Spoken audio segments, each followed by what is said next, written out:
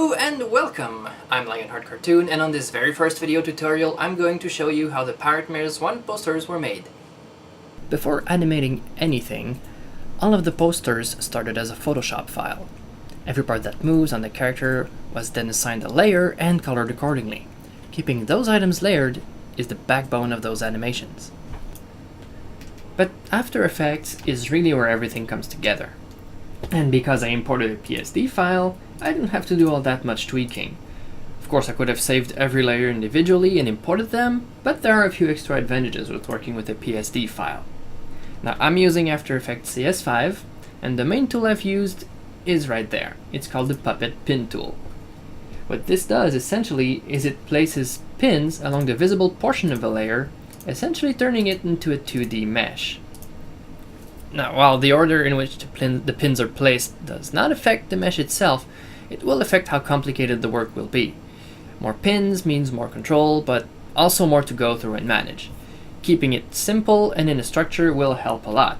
And to that effect, I've developed a technique where I put the pins that I will use the most down first, and the ones that I will use the least as last.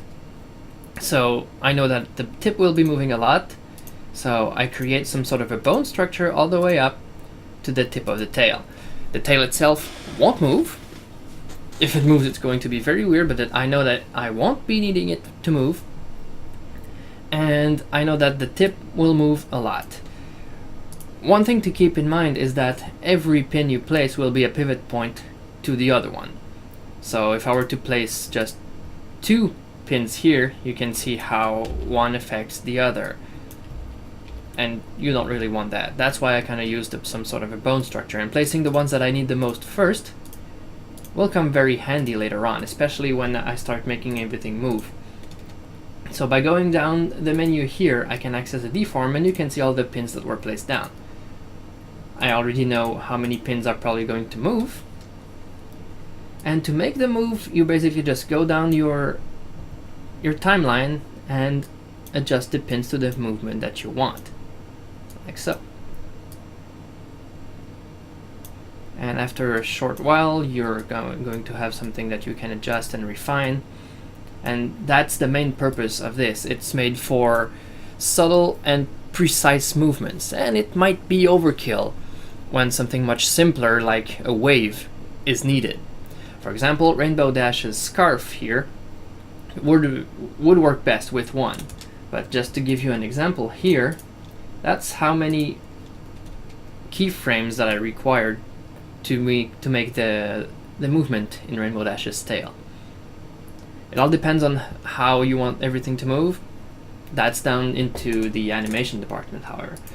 Now, for the wave effects themselves, right now I have one that's already applied, but if you want to look for it, in the effects and presets right here, you have a search box in which you can type wave, and it'll show you the effects containing dimension wave.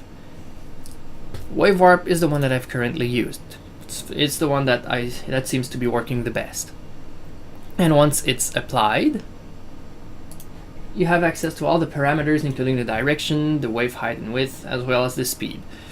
And once I'm happy with the look and feel of the animation that I've made, I can go up a level and apply the appropriate pony to its poster, after adding a few extra effects and what have you. And once that is done, I'm ready to make a final render and import it for GIF file conversion. Now, I didn't go over all of the little details of the complete process. That would take over 30 minutes to 1 hour easily. But hopefully this little tutorial gave you what you need to get started on your own projects. Take care.